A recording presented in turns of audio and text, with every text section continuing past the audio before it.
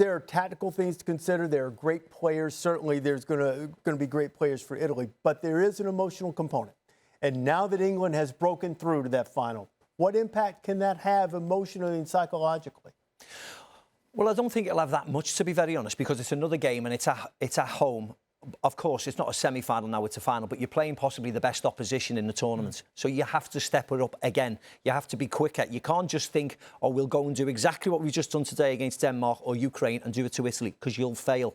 So you have to be a lot quicker. You have to take the good components, what you did well today, out of this game and do it more often and utilise your positives. And if that means running forwards, Harry Maguire stepping forwards with the ball more, changing personnel to get the fitness levels up, you're going to have to do it. It's a ruthless game. And the final is going to be one for the ages, because I tell you what, Italy will be up for it. It's going to be a tough opponent. Look, England have the best squad they've had in a long time. A manager who pushes the right buttons. They've chopped and changed the squad, so they will be fresh.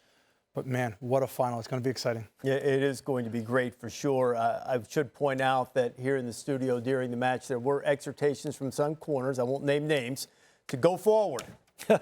Go forward, they were exhorted, and going forward is what we do. Back to Wembley with Cates and Taylor Twellman. Yeah, we've heard him say that before in the past as well. But look, there's a certain irony in watching these England fans leave the stadium at Wembley while sporadically singing, "We're not going home." Presumably, that's exactly where they're going, unless the party is set to continue here in London. Look, they've reached the final, Taylor, for the first time since 1966 in the World Cup final. What did you make of the way in which England performed in this match against Denmark? This tournament has been England's to lose. They will now play 6 of their 7 games at Wembley.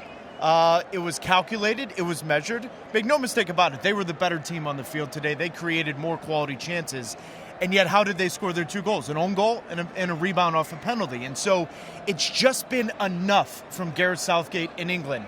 And yet I warn everyone that has watched Italy throughout the tournament. Yes, Italy was exposed against Spain, but Spain exposes everyone, Kelly.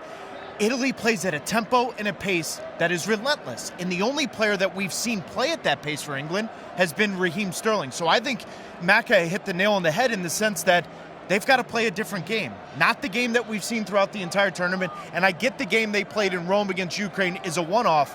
But even they were the better team tonight, that still just wasn't as clinical as it could be or should be in the final third. And they're going to have to find a way to put it together on Sunday. Have they just done enough and just been able to get over the line in these games, bar Ukraine, because they have better players, because they are capable of doing more than what we see from them? Absolutely, Kelly. Yeah, I think it's still a little surprising, even when I think about the second half, that Gareth Southgate didn't go to his bench more. He went in extra time having 3+ subs, and yet he has fresh legs. Absolutely, because when you looked at the way Denmark, in my opinion, because of the travel to Baku, they looked a little shattered in the second half, particularly in extra time. You've got the fresh legs to come off the bench. Listen, Gareth Southgate has been heavily criticized. I understand some of it, and yet he's got England in the final. Yet I still think there's a little bit more in another level for his decisions and from the players.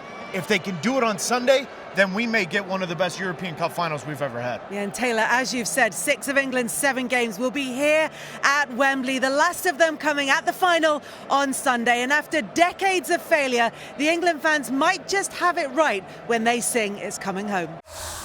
Thanks so much for watching ESPN on YouTube. And for more sports highlights and analysis, be sure to download the ESPN app. And for premium content and live streaming, subscribe to ESPN+.